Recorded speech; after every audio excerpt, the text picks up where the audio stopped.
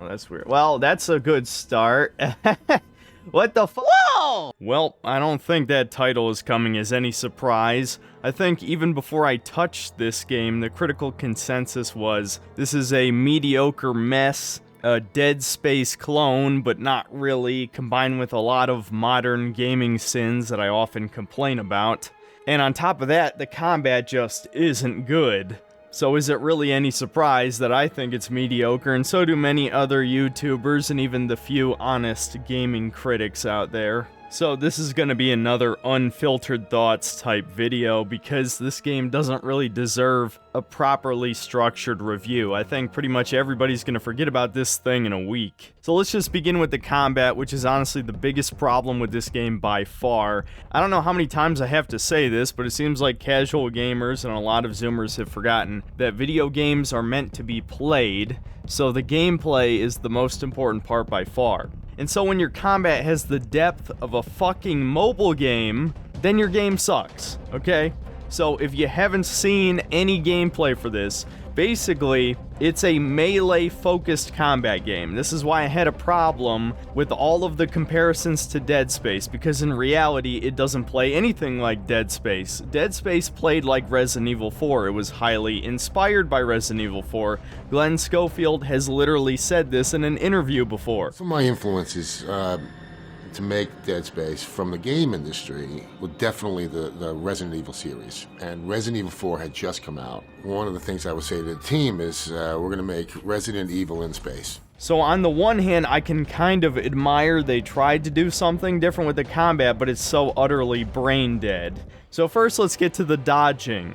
In most games, you would press a button to time a dodge, right? And either avoid the attack based on the hitboxes, or you would abuse invincibility frames like the Souls games.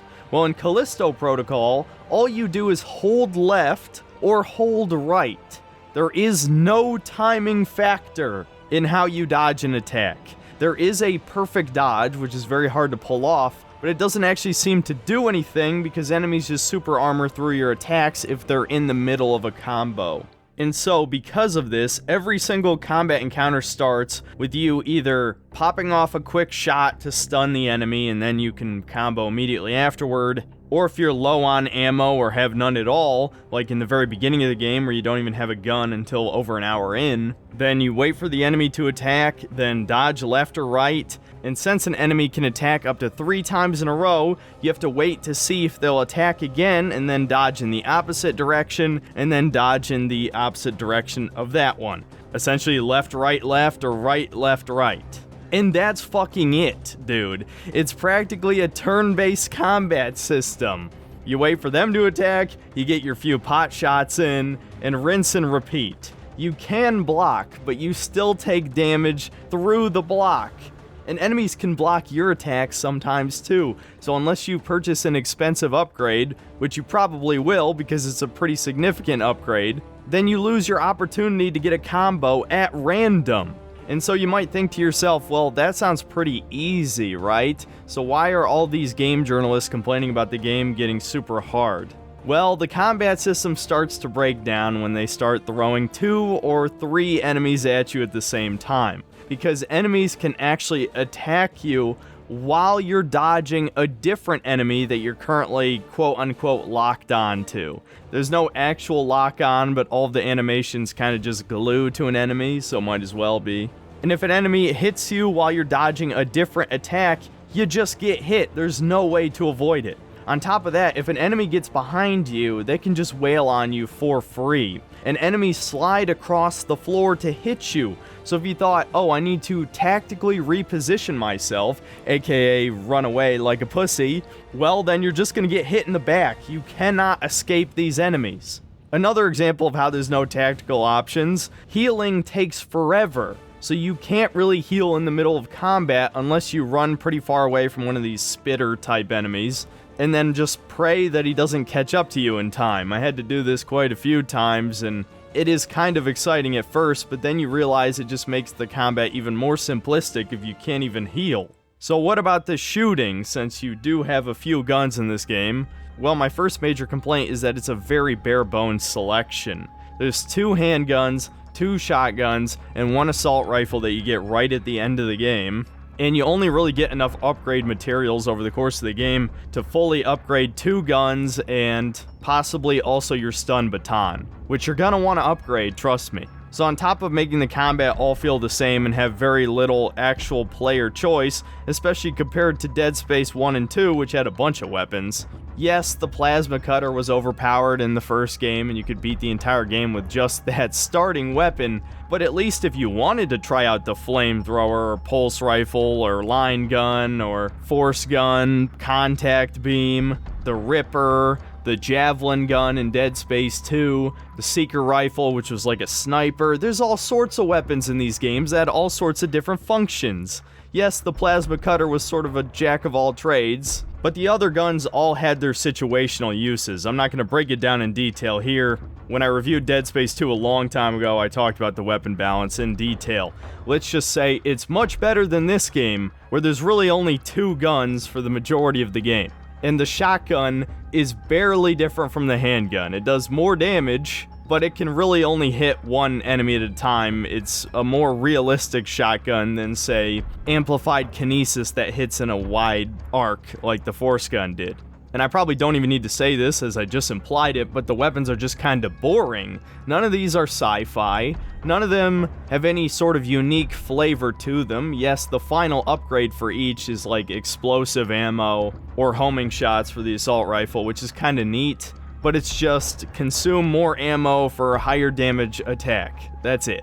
It doesn't even really feel like a shooter because the handgun only does about as much damage as 1 swing from the baton.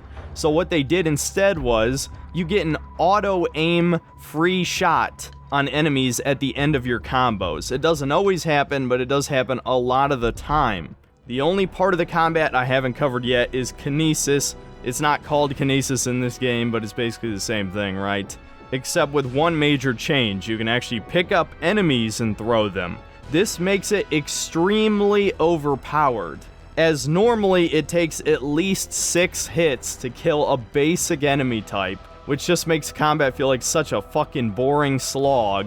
With kinesis, you can just throw an enemy into a wall of spikes, or a meat grinder, or straight off the cliff, and there's even a bug where if you drop an enemy on top of an environmental object, they just die. I wish I was fucking joking.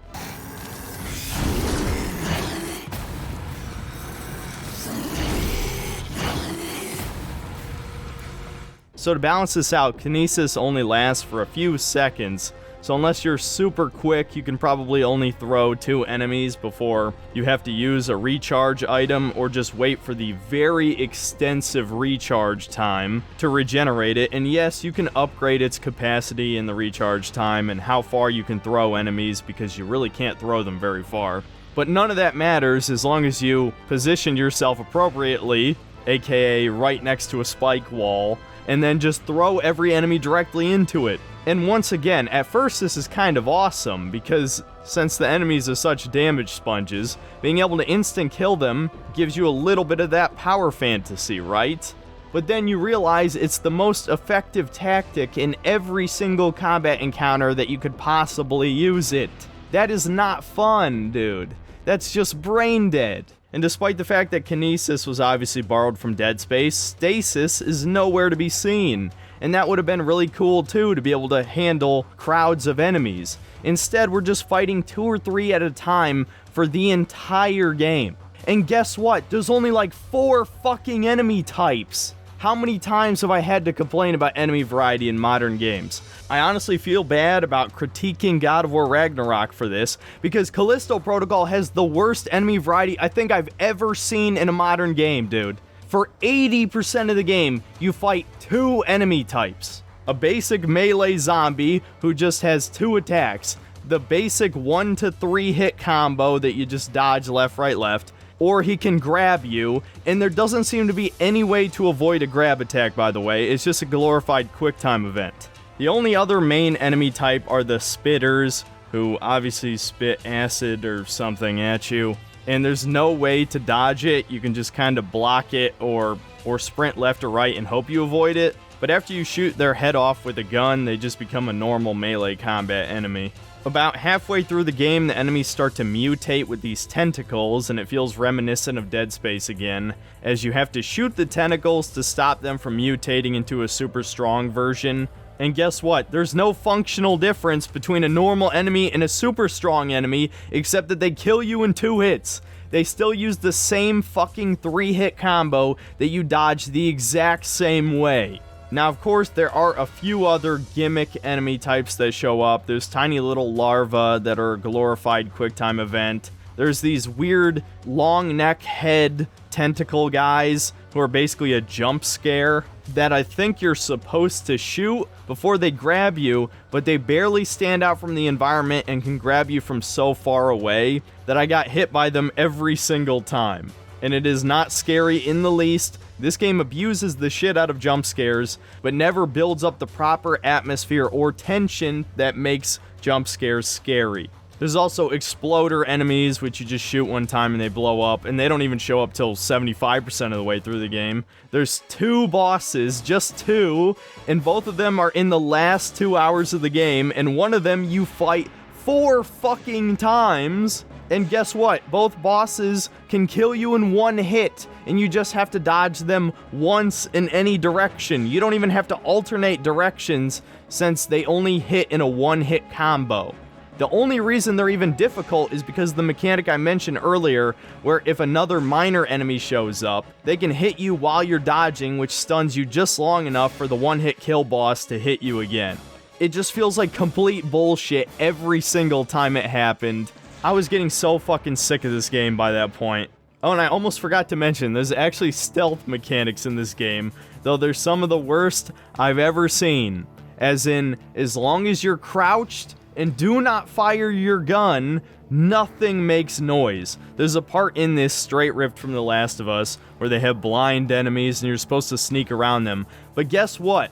Not only are they borderline deaf, because of what I just explained, but they also can't kill you in 1 hit. They're just normal enemies.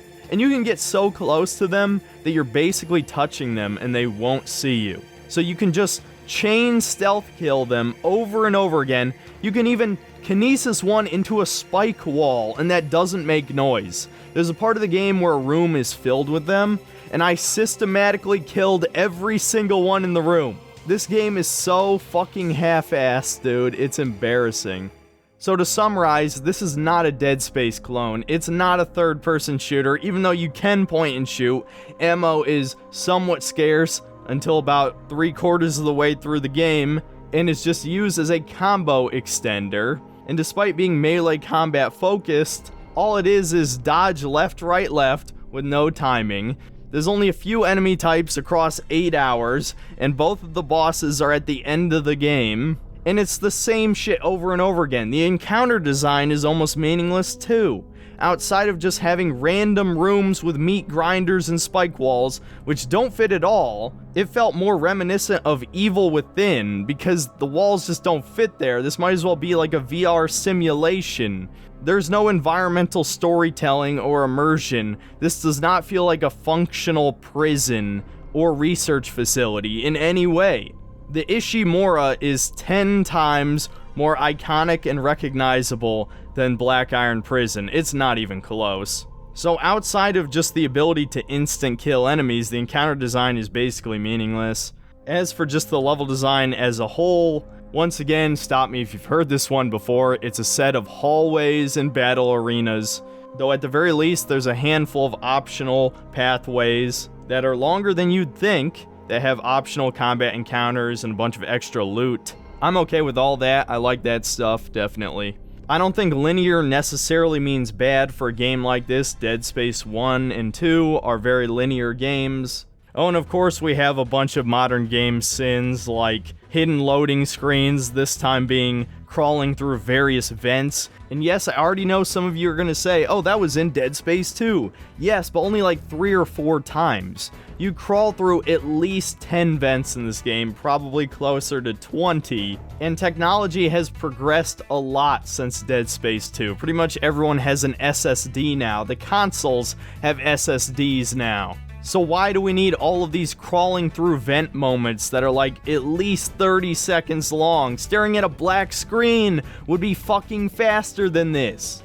And of course, it's not just air ducts. There's also ladders, there's thin passageways you need to squeeze through, a bunch of meaningless cutscenes that add nothing to the story, even a few Uncharted moments that might have been impressive 10 years ago, but again, after seeing this so many times, it's really just not that cool and completely takes you out of the horror experience, especially the water slide, dude, come on. Why would you put a giant water slide in your horror game? Oh yeah, and to quickly cover the performance issues, yeah, they're horrific on PC. This is very obviously a console port. The PS5 version was the one that received the most care, as it seems to have very few technical issues from what I've seen. The PC version is horrendous. I'm running this on a fucking 3080, and it's stuttering every minute or two, and yes, this is after the patch. My PC is considerably stronger than a PS5, and yet I couldn't run it smoothly on fucking medium settings. Absolutely inexcusable. The game is definitely not worth full price just for that alone, discounting all of its other various issues. So now let's finally get to the story. Truth be told, there's not much to talk about here. It is very derivative of other sci-fi horror franchises, and despite having roughly an average amount of cutscenes for modern games, so likely in between an hour and 2 hours worth, there's really not much story to this. You play as that generic military guy from the Transformers movies, and he's delivering some cargo from Europa to Callisto, and there's been this huge zombie outbreak. Spoilers, your character delivered the virus to the moon and is now doing it to Callisto. That's literally the only major twist in the story, at least the only one that matters. And so the Asian chick from The Boys survives the outbreak, boards your ship, it crashes into Callisto, both you and her get imprisoned, and shortly afterward an outbreak happens in the prison. And so you, some black guy you find, and eventually her try to escape the prison. The black guy dies like a third of the way through the game, and this captain military type guy who's played by Sam Witwer, he gets infected and becomes the tyrant of the game. Honestly, this whole game's story might as well just be Resident Evil 1 or 2, as this virus functions somewhat similarly to the T virus. It turns you into a superhuman, aka a tyrant, right? While everyone else is like a mindless zombie. And just like Dead Space, the virus is alien in origin. And the whole purpose of this was one giant experiment by the Illuminati of this universe to create the next step in human evolution. Extremely fucking generic. And the game ends with you defeating the tyrant, saving the Asian chick instead of yourself, and a hologram of the scientist chick tells you there's a way out, and boo, there's a jump scare, just like the end of Dead Space 1. So yeah, as you could probably tell, a significant amount of this game's budget went to getting these B-tier actors, which is always a huge red flag for any game. They're fucking animated characters on a screen. You should get good voice actors. Who cares who's doing the motion capture? I sure don't. And like I said, the game is not scary in the least. I know that's highly subjective, so I won't waste too much time on this. But there's just no sense of subtlety to it whatsoever. I know Dead Space 1 and 2 weren't exactly subtle, but at least there's a little bit of psychological horror going in the background there. In this game, there's implications, and there's a few hallucinations related to the implant in the back of your neck, but it only comes up like 3 times during the game. It's so underutilized. The marker giving people dementia is a major story point in the Dead Space games. It's incredibly important, but it's barely even a factor in this. Not to mention the enemies just don't look scary in the least, dude. They look like fucking blobs. Because melee combat inherently makes your game less scary. I mean, obviously, having guns also makes it less scary, but I think melee combat makes a game even less scary than that, because you're straight up getting in the monsters' faces. And the death animations that were so heavily emphasized by the developers are just too long, and the gore kind of looks cartoonish to me. And I wish I had more to say about the game, but that's about it. It's boring and incredibly mediocre. Is it bad? No, but just barely.